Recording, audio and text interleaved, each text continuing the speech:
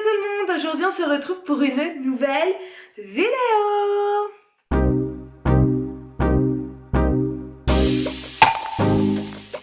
Oh, que ça date, mon dieu. Je suis désolée, j'ai pas été trop présente, il m'est arrivé des trucs. Je suis désolée, c'est grave le bordel derrière, il faut pas regarder. Donc comme vous l'avez vu dans le titre, aujourd'hui on va parler sleeve, parce que du coup je me suis fait opérer il y a 2 semaines, 2 semaines jour pour jour. J'en ai pas... Si j'en ai parlé dans mon ancienne vidéo il me semble, mais sinon j'ai pas trop été dans le détail. Mais du coup je me suis dit que j'allais le faire publiquement en fait. C'est un peu dur hein, quand même de parler de ça comme ça, voilà, parce qu'il y a beaucoup de gens qui jugent, pas de façon positive, du coup voilà, hein. Mais les jugements, comme d'hab, comme pour le reste de ma vie, je m'en tape, on va dire pour être poli. Voilà, j'assume ce que j'ai fait et en fait je l'ai pas fait d'une façon normale entre guillemets. Du coup moi j'ai cherché beaucoup de vidéos en fait quand j'ai voulu faire l'opération, parce que je l'ai pas fait en France, je l'ai fait en Tunisie. Je vais vous expliquer après et tout comment j'en suis arrivée à aller partir là-bas pour faire ça et tout. Mais j'ai cherché moi-même des vidéos là-dessus et j'ai pas trouvé en fait. Ou alors c'était pas des vidéos qui me donnent envie d'être regardées peut-être, hein, voilà clairement. J'ai fait une petite liste de ce que je voudrais aborder déjà dans cette vidéo. Après je pense que je ferai plusieurs épisodes, je sais pas, parce que je veux pas non plus vous saouler avec une vidéo qui dure 1h30, parce que comme vous le savez, moi je suis une vraie pipelette, je parle énormément. Donc voilà, donc j'ai essayé de me faire une petite liste déjà pour essayer de comme fil conducteur, voilà. Je suis désolée si j'ai du mal à vous regarder parce que voilà, je regarde souvent le retour. J'espère que ça va ma tête. Parce que en fait je me suis, pour la petite info, en fait je me suis grave préparée pour filmer. Et en fait tout à l'heure je me suis dit mais attends, il y a la nouvelle saison de The Walking Dead sur Netflix. Et ah mais non, on est jeudi, ben non, alors du coup ça fait pas 2 semaines jour pour jour, ce sera demain que ça fera 2 semaines que je suis opérée. Bref, c'est pas grave, c'est un détail, à un jour près, on va pas chipoter. Mais bref, je suis là, je me suis motivée. On fait pas attention aux jambes cassées, mais on s'en fout. Et voilà. Alors déjà, comment j'en suis venue à faire une sleeve, parce qu'il y a beaucoup de gens qui sont étonnés en fait que moi j'ai fait ça. Parce que oui, je suis ronde, mais les gens pensent pas que je suis grosse à ce point-là. Voilà, on va se le dire clairement. C'est très dur pour moi de dire ça publiquement, mais voilà, au niveau médical, je suis considérée obèse. Alors pas morbide, mais je suis quand même considérée obèse. C'est très compliqué psychologiquement d'assumer ça hein, pour moi, parce que même moi je me rendais pas compte que j'avais grossi à ce point là. Là j'en rigole, mais tout à l'heure quand je préparais la vidéo, franchement j'en pleurais quoi, parce que voilà. Bref, alors moi ce qui s'est passé c'est que avant j'étais pas ronde, ni grosse, ni quoi que ce soit avant ma grossesse. J'ai jamais été comme ça non plus, mais j'ai jamais été grosse avant. Peut-être quand j'étais petite j'étais un peu bouboule, mais je veux dire après, enfin voilà, mes copines de longue date le savent, je faisais entre 55 et 60 kilos, donc j'ai toujours un petit ventre et quand même des formes, de la poitrine, des fesses et tout, mais j'étais pas grosse quoi. Et j'ai pris du poids petit à petit, beaucoup à ma grossesse. J'ai pris 35 kilos de mémoire à peu près à ma grossesse, qui est énorme. Plus, je sais plus, non, 35 kilos à peu près, hein, je sais plus exactement parce que ça fait plus de 7 ans hein, quand même. Et je l'ai très très mal vécu, vraiment très très mal, parce que avant ma grossesse en fait j'étais quand même assez à l'aise avec mon corps, comme toutes les filles hein, j'étais là ah mon dieu je suis grosse, mais du coup je l'étais pas du tout, mais j'étais quand même, voilà, je travaillais en boîte de nuit, je m'habillais très sexy à l'époque, j'avais pas du tout de problème avec mon corps quoi, que maintenant c'est plus du tout le cas. Et voilà, après donc j'ai eu ma grossesse à laquelle j'avais pris beaucoup de poids, il m'est arrivé des sales trucs après l'année qui a suivi, pas du tout en le fait d'être maman, que je l'ai mal vécu ou pas, pas du tout, des problèmes bien plus graves qui sont arrivés dans ma vie. Je vais pas détailler ça ici, mais voilà, il y a plein de choses qui se sont passées et psychologiquement j'étais tellement mal, j'étais tellement malheureuse qu'en fait je crois que j'ai essayé de tout enfuir et de faire l'autruche en fait, parce que les gens qui me connaissent savent, moi je suis toujours en train de rigoler, voilà. Bon après j'ai des moments où ça va pas, hein, comme tout le monde. Voilà, après les gens qui jugent, les gens ils critiquent tout de toute façon. Donc oui, j'ai eu une période de ma vie très très compliquée à gérer pour moi, émotionnellement, psychologiquement et physiquement aussi, parce qu'il m'est arrivé des trucs. Bref, on va pas parler de ça ici. Donc qu'est-ce qui m'a motivée? Donc en 2017, en janvier 2017, j'ai eu mon premier rendez-vous avec un chirurgien en France. Donc j'avais déjà vu mon médecin traitant avant et j'avais déjà attendu je crois 2 ou 3 mois pour avoir mon rendez-vous. Bref. Donc je vois le chirurgien, je lui explique machin, que j'ai des problèmes de santé aussi, parce que j'ai des problèmes de dos. J'ai une scoliose et une sciatique. Je pense que la sciatique c'est surtout lié à mon poids parce que c'est depuis ma grossesse. Ma scoliose elle a été découverte parce que des fois j'arrive plus à marcher, enfin c'est rare maintenant, mais quand je force trop mon dos se bloque complètement et c'est là qu'on a découvert que j'avais une scoliose. Et j'ai une insuffisance respiratoire et je suis asthmatique. Et j'ai 28 ans. Dit comme ça on dirait une mémé quoi, enfin bref. Et je fume, enfin bon j'essaie d'arrêter de fumer mais voilà, j'ai plein de choses qui font que ma santé c'est pas trop ça hein. Donc j'ai eu le premier rendez-vous avec le chirurgien, je lui ai tout expliqué, machin, donc à l'époque j'avais emmené ma mère avec moi, qui a pour comme témoin, pas pour dire que voilà j'ai pris du poids, j'ai pas essayé de le perdre, et puis voilà. Donc j'ai expliqué que j'avais jamais été comme ça et tout, et puis il m'a dit bah oui, bah justement, alors... parce qu'en France il faut 40 d'IMC en fait pour se faire opérer, sauf qu'à partir de 35 avec des problèmes de santé on peut également se faire opérer. Voilà, et j'ai commencé toutes les démarches. Donc pendant plusieurs mois, j'ai été voir tous les spécialistes, pneumologues, cardiologues, et en fait, il me restait, je crois, deux trucs à faire. Et en fait, j'ai dit non, mais en fait, Marine, c'est bon. Cette fois, tu vas y arriver, tu vas te motiver, tu vas perdre tous tes kilos toute seule et tout. Tu vas pas faire une chirurgie, machin, faut encore essayer et tout. Et chose que j'aurais jamais dû faire, parce que sinon j'aurais été opérée depuis bien longtemps et j'aurais été beaucoup mieux dans ma peau depuis très longtemps aussi. Mais bon, bref, je me suis mis ça en tête, donc il y a eu voilà, des mois qui sont passés et tout, et j'ai eu une période où je me mettais, bon, les gens qui me suivent sur Instagram ou quoi déjà de l'époque, je crois que c'était en 2018, je me suis mis grave au sport, je faisais attention à tout ce que je mangeais, et en quelques mois j'ai perdu 15 kilos environ. Ouais, j'étais trop contente, hein. Mais alors moi je le voyais pas en fait, c'était en voyant en photo que j'arrivais vraiment à voir la différence. Et en fait j'ai été tellement frustrée de me priver de tout, de me forcer. Je me souviens le vendredi, vu que je commençais assez tôt le travail, je me levais encore plus tôt. Je crois que je me levais à 5h30 pour aller à la salle de sport à 6h, enfin un truc, bref. J'admire les gens qui font ça parce que moi j'ai fait ça un temps et en fait j'ai complètement vrillé et j'ai tout arrêté. Et j'ai repris tous mes kilos, alors sur plusieurs mois, mais j'ai tout repris quoi, tout, voire j'ai même pris plus que le départ. Parce qu'au final, juste avant que je me fasse opérer, j'avais jamais été aussi grosse de... Je déteste ce mot, mais faut être honnête. J'ai jamais été aussi grosse que le... Voilà, qu'au moment où je me suis fait opérer en fait. Bref, du coup le temps a passé et tout. Et pour ceux qui me connaissent, ou je pense en vidéo j'en ai déjà parlé et tout, je suis hyper mal dans ma peau.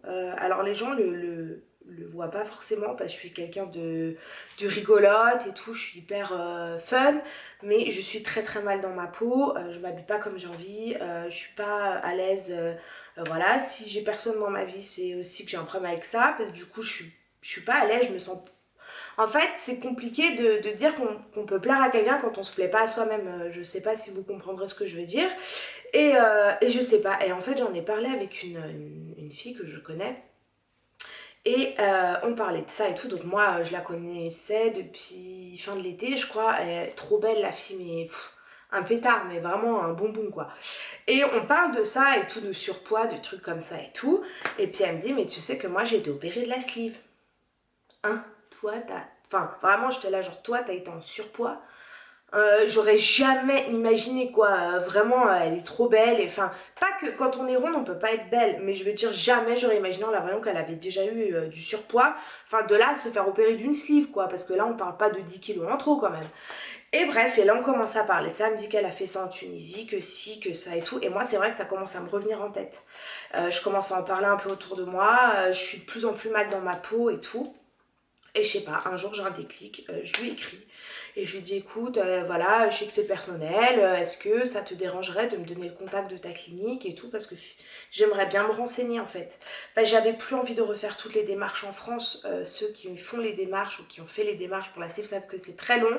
Et là en période de pandémie c'est encore pire et je voulais pas tout recommencer et que ça prenne encore 9 mois, 1 an ou que sais-je encore pour me pour me faire opérer. Enfin, c'était vraiment là le moment où je peux plus me voir. Putain, j'ai 28 piges. J'ai l'impression que je suis en train de passer à côté de ma vie. Je profite pas, en fait. Je suis pas moi-même. Enfin, parce que les gens qui me connaissent savent que moi, je suis une nana. J'ai toujours été un peu extravertie et tout. Enfin, mais là, je suis plus moi-même. Je suis hyper... j'ai un problème à être en société. Juste d'aller faire mes courses, ça me met pas bien parce que je suis devenue un peu agoraphobe. C'est ça qu'on dit, agoraphobe, je crois. J'ai de plus en plus de mal, je suis pas à l'aise quand il y a du monde, j'ai l'impression que tout le monde me regarde et me juge, que personne me trouve jolie, que... Enfin voilà, je suis complètement parano, hein, parce que tout le monde s'en fout de que je sois grosse, mince, pas petite, grande, tout le monde s'en tape. Hein. Surtout aux courses ou je sais pas où, les gens s'en tapent à Royal, de savoir à quoi je ressemble même à la plage. Donc ça fait 2 étés que j'y retourne mais j'y allais plus. Là je me force vraiment pour ma fille et parce que bah moi voilà je m'appelle Marine et j'adore l'eau, voilà. Avant je faisais de la plongée, j'ai toujours aimé voilà aller à la plage, être dans l'eau, c'est vraiment voilà j'aime trop et en fait je me privais de ça tellement j'étais mal en fait du regard que les gens pouvaient porter sur moi ou même moi d'être en maillot de bain, c'était horrible et là ça fait 2 ans que je me force mais vraiment c'est très compliqué et là je suis arrivée au stade où je me suis dit mais non en fait je veux pas, c'est pas une vie en fait, purée j'ai 28 ans, je me prive de tout, peut-être même de rencontrer quelqu'un de bien parce que je suis tellement mal que je suis tellement mal seule que je pourrais pas être bien avec quelqu'un. Ça m'émeut, je sais pas comment on dit, bref, de dire ça parce que c'est quand même très personnel, enfin bref. Et du coup j'ai contacté cette clinique pour avoir un devis, pour savoir au niveau des dates et tout, parce que la personne qui m'en a parlé, j'avais 100% confiance, sinon de moi-même j'aurais jamais osé je pense, sans connaître quelqu'un qui y soit allé, j'aurais jamais de ma vie osé aller faire ça ailleurs qu'en France. Au cas où il y a un problème et tout et elle m'a tellement rassurée, tellement vraiment dit voilà je peux te conseiller d'y aller, ça va te changer la vie, vas-y. Et d'autres personnes du corps médical que je connais m'ont dit mais si tu peux mais fais-le vraiment, tu te sentiras tellement mieux et tout. Et toutes les personnes que je connais qui ont fait la sleeve, désolée mais moi j'en connais pas une qui regrette hein. Alors j'en connais pas 10 000 hein, mais il y a pas une personne qui m'a dit fais-le pas, c'est nul hein. Voilà. Donc voilà, donc j'ai contacté cette clinique. Ça a été très vite en fait parce que, enfin ça aurait pu même aller encore plus vite parce que après c'est, donc ils regardent quand ils ont des dispos, après vous regardez par rapport à vos billets d'avion en fait et ils calent les dates dessus en fait. Donc à la base j'avais pris ça aussi mes aventures parce que ma vie est un problème sans faille en fait. À la base mon avion devait partir de Lyon, finalement je sais pas 3 semaines avant j'ai mes billets qui ont été annulés, mais au final j'avais vu que de Genève, parce que moi je suis plus proche de Genève, j'avais trouvé des billets pas trop chers, bon quand même plus chers que ceux de Lyon, parce que de toute façon à Lyon j'aurais dû prendre un hôtel. Donc au final j'ai pris mes billets de Genève-Tunis du coup, en priant jusqu'à la dernière minute que mes billets d'avion ne soient pas annulés, parce que là j'aurais été au bout du cul en fait. Au bout de ma vie, pardon, faut parler correctement. Et voilà. En plus, 2 semaines avant que je parte pour me faire opérer, ma chienne a fait une hernie discale. Kiki, je pense que vous l'avez déjà vu en vlog et tout. Je vous explique même pas le choc enfin, elle est montée sur le canapé et donc c'était le 9 mars, 10 mars, 9 mars je crois. Je sais plus, enfin bref, dans ces eaux-là. Et elle s'est bloqué le dos, le lendemain je l'ai emmenée chez le vétérinaire, machin, piqûre et tout. Et le lendemain en fait elle se levait plus, elle marchait plus, elle était à moitié paralysée, quasiment. Et elle a été opérée d'urgence, etc. Donc 2 semaines avant que je parte. Donc sachant que je devais la faire garder par une amie pour pouvoir partir. Parce que ma fille, j'ai demandé à ma maman de la garder. Donc j'avais prévu de moi partir toute seule. De toute façon avec le Covid, faire venir quelqu'un pour qu'il soit assis à côté de mon lit, à me regarder dormir ou à souffrir parce que j'ai mal de mon opération, non, voilà, toute seule c'était très bien, surtout que je me suis fait des copines de sleeve, pardon j'ai craché, des copines de sleeve là-bas, on est toujours en contact, donc nickel. Et bref, Kira a eu ça et en fait je me demandais mais comment, parce qu'elle aurait pu, en fait les vétérinaires m'ont dit que clairement, même avec l'opération ça pouvait continuer de se dégrader, qu'elle risquait de peut-être être paralysée, incontinente, enfin on savait pas du tout comment ça allait se passer. Et je m'étais dit mais de toute façon si elle est pas bien, j'irai pas me faire opérer en fait. Parce que s'il lui arrive quelque chose et que moi je suis pas là, je m'en voudrais toute ma vie parce que Kira c'est vraiment une chienne, voilà j'ai un lien très particulier avec elle, je pense que les propriétaires de chiens pourront comprendre, mais c'est vraiment un lien très fort depuis qu'elle est bébé, enfin voilà, on est toute la journée, tous les jours de ma vie ensemble, enfin de sa vie aussi, il n'y a pas un jour on n'est pas ensemble, toute la journée parce que enfin voilà elle venait avant avec moi au travail, enfin bref. Et du coup voilà, donc elle s'est très bien remise de son opération, donc j'ai décidé de partir. Et elle était chez une amie au top du top, enfin elle s'en occupait comme si c'était le sien, j'avais même pas le moindre doute. Bref.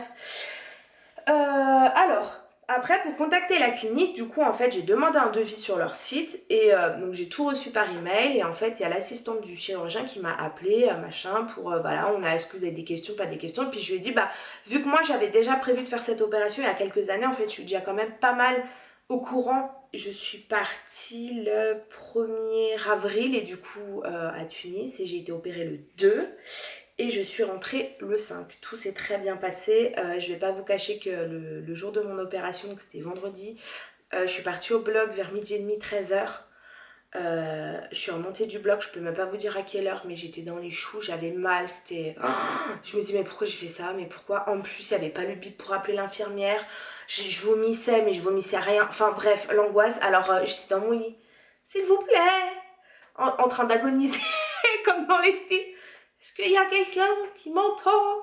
Et puis tu peux pas trop parler parce que t'as quand même été entubée. Et puis j'étais là, quelqu'un m'entend? Parce qu'en fait je voulais prévenir ma famille, enfin mes proches, pour dire c'est bon, je suis vivante, tout va bien. Parce que je me disais mais ça fait combien de temps qu'ils m'ont opéré, je sais même pas quelle heure il est. Je me suis dit que les gens ils vont s'inquiéter.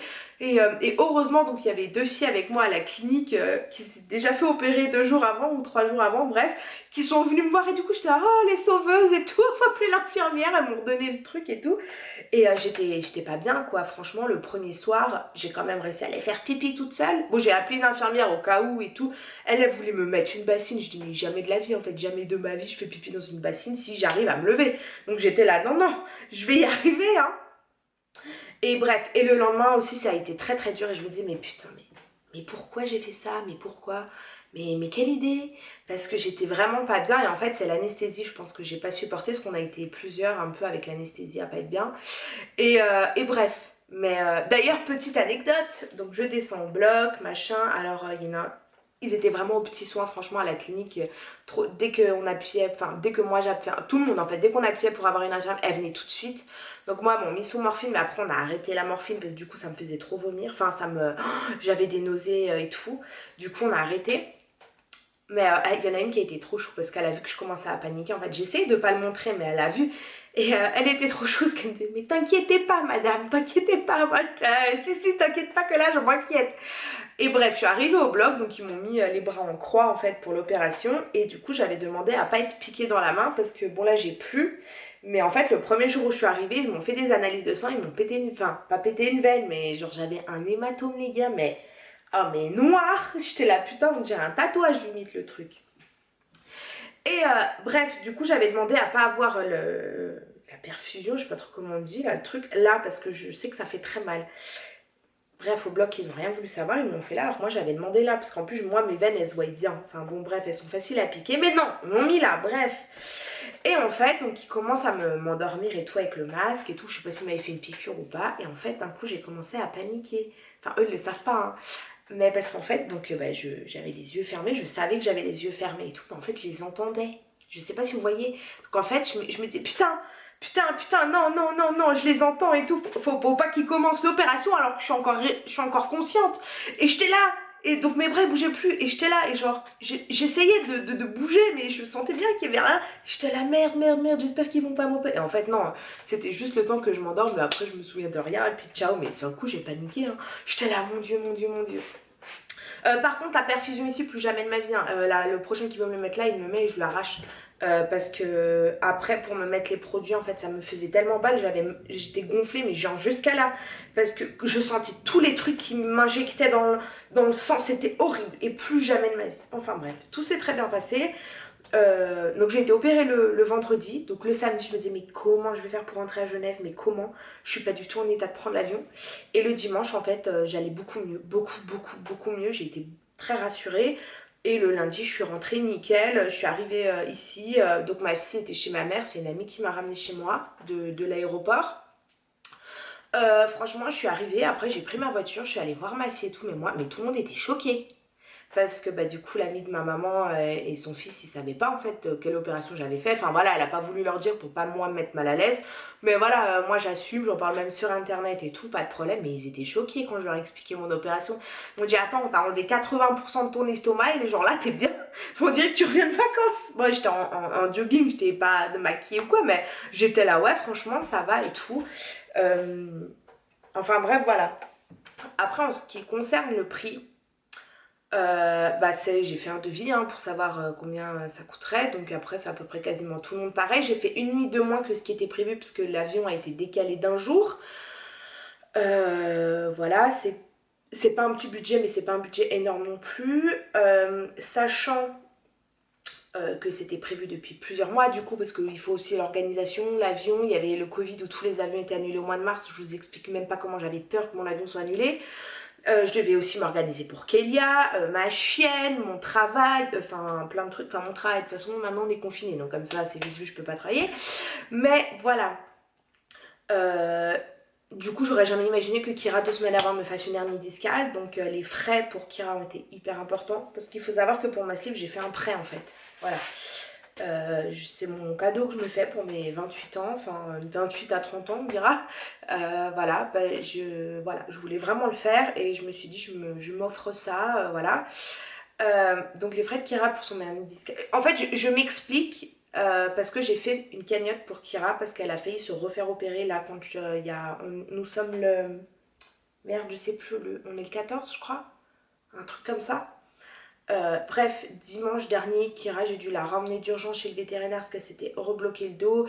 Bref, je ferai une vidéo là-dessus pour remercier les gens parce que ça a été vraiment tellement d'amour cette histoire que voilà. D'ailleurs, je galère avec Litchi pour récupérer les sous pour ma chaîne. Donc, je suis en train de voir avec le veto pour qu'il verse directement les sous au veto. Après, je comprends, il y a tellement de gens mythomanes et malveillants que Litchi, ils ont quand même, je pense, des trucs à respecter et tout, donc il n'y a pas de problème, ça prendra le temps que ça prendra, mais voilà. Tout le monde est informé, hein, à la clinique, j'ai appelé tout le monde, le veto, le chirurgien, le machin. J'ai dit c'est beaucoup d'argent que j'ai réussi à récolter pour ma chaîne, enfin la gentillesse des gens, voilà. J'ai dit c'est de l'argent que je peux pas me permettre de perdre, parce que j'ai plus le budget de faire de soins à ma chaîne pour le moment. Voilà, avec la crise sanitaire c'est très compliqué. Je voulais refaire un prêt mais bah du coup vu que je venais d'en faire un pour ma sleeve je pouvais pas en refaire un et j'avais plus l'argent en fait quand ça s'est passé. Bah, je suis désolée, quand on fait opérer son chien on n'imagine pas que genre 3 semaines après même pas elle refasse le même problème. Enfin bref, donc ça on en parlera. Donc voilà, pas qu'on me dise ah bah t'as fait un prêt pour te faire opérer, t'avais pas d'argent pour ton chien la deuxième fois, sachant que pour ma chienne il y a un mois en fait, un mois, une semaine, même pas, j'ai dépensé plus de 2300 € pour son opération. Donc là, effectivement, on s'imagine pas, parce que j'ai reçu aussi des... Oui, quand on a un chien, on assume, d'accord, mais t'imagines pas devoir dépenser, je sais pas combien, en 2 mois en fait. Hein. Voilà, bref, on n'est pas là pour parler de ça. Là, je vous ai un peu expliqué, si vous avez des questions, surtout parce que j'ai peut-être oublié des choses, n'hésitez pas à tout me mettre en commentaire. En fait, je vous répondrai avec grand plaisir, ou celles qui veulent pas que leur nom apparaisse. Je vous mets mon Insta par là. N'hésitez pas à m'écrire en privé, moi j'ai pas de problème avec ça, parce que je me dis si ça peut aider des personnes pour la sleeve qui se posent des questions, je serais, vu que je viens de le faire en plus c'est vraiment nouveau, vraiment n'hésitez pas, c'est avec grand plaisir que je vous répondrai parce que je sais que c'est pas évident de trouver trop d'infos. Voilà, parce qu'il y a des vidéos mais c'est pas des trucs qui donnent envie d'être regardés, on va pas se mentir, enfin moi en tout cas c'est pas le genre de personne que je regarde, que je suis sur YouTube quoi. Enfin bref, donc voilà, bah écoutez, là ça va faire 2 semaines demain. Je voulais pas parce que je fais des posts sur Insta, voilà, je dis pas combien j'ai perdu encore, mais bon là je vais le dire, voilà, donc ça fera demain, ça fera 2 semaines. J'ai perdu déjà 7,4 kg. Bah demain ça fera 2 semaines, donc en 2 semaines, ce qui est énorme. Moi je vois pas du tout la différence. Je suis dégoûtée parce que les gens me disent putain ton visage et tout, alors moi je vois, alors peut-être que vous trouverez qu'il y a un petit changement. Voilà, mais faut pas dire pour me faire plaisir hein, parce que franchement même moi je m'en rends pas du tout compte, même encore pour le moment mes vêtements et tout, mais c'est énorme, 7,4 kg en 2 semaines. Enfin je suis trop contente hein. Voilà, sachant que maintenant je suis plus au tout liquide, j'arrive à manger mixé, alors ça j'ai l'impression que mes dents resservent à quelque chose parce que c'est très dur psychologiquement de boire liquide. Alors t'as pas faim, machin, ça passe, mais c'est relou en fait. Donc là voilà, je fais de la purée, des trucs comme ça passe trop bien. Bon hier j'ai eu ma première petite surprise, voilà j'ai vomi. Je pense que j'ai Je pense qu'en fait, parce que moi j'arrive pas à me poser devant mon assiette et ne rien faire, c'est impossible. Genre je regarde toujours la télé, ou j'ai mon téléphone, ou je suis sur les réseaux, ou en train de parler sur WhatsApp avec des amis. Je suis jamais en train de rien faire devant mon assiette, c'est impossible. Pour moi, c'est une perte de temps de manger en fait. Du coup, voilà, on va dire que j'y consacre pas. Après, c'est vrai que maintenant, il va falloir que je change mes habitudes alimentaires. J'ai des très mauvaises habitudes. Alors, c'est pas au niveau de la malbouffe. Bon, oui, comme tout le monde, je me tape des McDo et tout ça, hein, mais je fais pas que ça. Mais le problème, c'est que moi, en général, je mange une fois par jour. Donc c'est très mauvais parce que je mange. Enfin, quand je travaille, bon là en ce moment je mangeais plus parce que bah, du coup, voilà, t'es à la maison, tu peux pas travailler et tout. Mais avant, quand je travaillais, en fait, je mange pas le matin, je mange pas le midi, je mangeais que le soir. Donc c'est clair que le soir, j'avais une dalle. Je t'explique même pas. Bref, et oui, pour en revenir, donc en fait, quand t'es slivé, bah, il faut prendre beaucoup plus de temps pour manger en fait. Pour mâcher, voilà, en fait, faut limite se concentrer, tu vois ce que je veux dire. Et en fait, j'étais en train de parler avec des copines et en fait, tu sais, au bout d'un moment, je me dis putain, mais parce que en fait, ça fait mal là. Enfin, moi en tout cas, ça me bloque et je me dis putain, mais j'ai. Et en fait, là, je regarde mon assiette et c'était exactement la même que j'avais fait la veille, sauf que la veille, je l'ai fait en 2 repas en fait. Enfin, je l'avais partagé. Et je me dis, mais mince, mais j'ai mangé vachement plus que hier. Enfin, vachement plus, on parle de mini quantité, mais je dis, j'ai mangé quand même vachement plus qu'hier et tout. Et du coup, je me dis, bah, j'ai dû trop manger et trop vite en fait. Et je sais pas, donc je dis à mes copines de Steve et tout, putain, je me sens pas bien. Je me suis fait avoir là. De toute façon, faut que ça arrive, hein. Voilà, je viens de me faire opérer, je peux. Voilà, mon bébé estomac, faut qu'on s'apprivoise tous les deux, hein, parce que même si tu sais que t'es slivé, par exemple, bref, je vous raconterai ça après. Parce que là, je commence à m'éparpiller. Bref, et du coup, j'ai senti que j'avais besoin que ça sorte. Hein. On va pas, je suis désolée, c'est dégueulasse, mais voilà, il fallait que ça ressorte. Hein. Donc ça va, j'ai eu le temps, voilà. Alors j'ai dit aux filles, bon, ça va pas, je reviens. Non, je vais pas dire je reviens, mais j'ai dit en gros, ça va pas et tout. J'ai eu le temps d'aller enlever mon pull, je me suis attaché les cheveux et tout, et ben voilà. Ce qui devait arriver arriva, j'ai vomi un petit peu. Et je me suis sentie vachement mieux. Bon, j'avais toujours un peu mal, mais je me sentais genre c'était trop quoi. Genre, mais j'ai pas vomi beaucoup, mais c'était juste ce qui était pas passé. Du coup, en rigolant, j'ai dit aux filles, bah voilà, première fois que je vomis à cause de la sleeve, hein, voilà, personne n'est parfait. Par contre, c'est un truc de fou. J'ai une peau de serpent. Pourtant, j'essaie de boire, de me crémer, mais il n'y a rien. Je sais pas si on verra. Non. Je pèle de partout. Ça me dégoûte. Mais ça me dégoûte trop. Je crème, j'ai beau boire, je pense à un manque d'hydratation. Parce que vu que j'ai un bébé estomac, c'est vrai qu'on ne boit pas comme on boirait normalement. Et c'est ça que je voulais vous dire aussi. L'autre fois, en fait, j'étais en train de manger et je sais pas, donc je regardais la télé en même temps. Et d'un coup, vous savez, des fois, quand vous mangez, vous avez grave soif. Et là, du coup, j'ai pris mon verre, et j'ai bu, genre à la paille, mais genre 2 grosses gorgées. Et au moment où j'ai avalé 2, j'ai dit, mais pourquoi? Mais pourquoi j'ai fait ça? Non! Et j'ai posé mon verre, et là direct la douleur, et j'ai dit putain, ben, en fait j'ai oublié que j'avais un bébé estomac. Donc en fait c'est ça, il faut que le mental aussi s'allie avec le corps, parce qu'on sait qu'on est slivé, qu'on peut pas manger beaucoup, mais ça c'est une habitude, voilà, tu prends ton verre, tu t'envoies 2 grosses gorgées d'eau, bah là non, et en plus quand t'es slivé, tu ne peux pas boire en même temps que tu manges. Enfin bref, du coup j'ai eu mal. Après c'est vite passé, mais j'étais là, mais mon dieu, mais tout de suite, hein, je me suis dit pourquoi j'ai bu, pourquoi j'ai avalé, pourquoi? C'est très bizarre cette phrase. Putain, pourquoi j'ai un esprit tordu comme ça? Bref, on m'en tiendra pas rigueur. Enfin voilà, je suis tellement contente d'avoir fait cette opération, j'ai tellement hâte d'avoir encore plus de résultats. Oui, après je voulais vous dire, parce que je vous ai expliqué pour les IMC en France, alors là-bas, ils opèrent à partir de 30 d'IMC. Donc c'est quand même 5 de moins qu'en France. Voilà, si jamais. Je donne. Après, donc moi j'étais à plus de 35 DMC, c'est horrible, hein, je déteste parler de mon poids, même mes amis, je sais même pas si je leur ai vraiment dit mon poids de départ tellement j'ai honte. En fait, je me suis pas rendu compte que j'étais devenue comme ça à ce point-là en fait. Enfin, je savais hein, que j'étais grosse, machin, mais je pense, enfin, quand j'ai vu, je crois, le mot obèse, ça m'a... Je dis ah ouais non. Et puis mes problèmes de santé, je vois que ça s'aggrave et tout, j'ai tout le temps mal au dos, même quand je promène Kira, j'ai mal et je dis mais putain mais c'est quoi ça? C'est ma vie ça? À 28 ans, c'est ma vie? Non. Du coup là j'ai pris, comme on dit je sais plus l'expression. Pardon. Voilà, bon, après, il faut savoir qu'après le sleeve, j'aurai sûrement de la chirurgie réparatrice à faire. Je le sais d'avance. Ce sera pas une surprise, j'ai déjà, je pense, mon ventre et mes seins qui sont obligés d'être faits. On verra ça en temps voulu. Là, je me consacre vraiment maintenant à moi. Et je me suis dit que c'était vraiment un nouveau départ en fait. Toutes les choses qui m'apportent du négatif dans ma vie et tout, genre ciao, ciao. Les gens négatifs, ciao. Les gens qui te parlent juste quand ils sont comme ça, tiens, voilà, c'est vraiment. Je me dis, c'est un nouveau départ, je veux que du positif maintenant dans ma vie. Je vais changer, je vais redevenir mieux dans ma tête. Moi, en fait, le moi que j'étais avant. Bon, pas que j'ai changé beaucoup mais dans mon caractère, j'ai beaucoup changé, je le sais, je me suis beaucoup renfermée.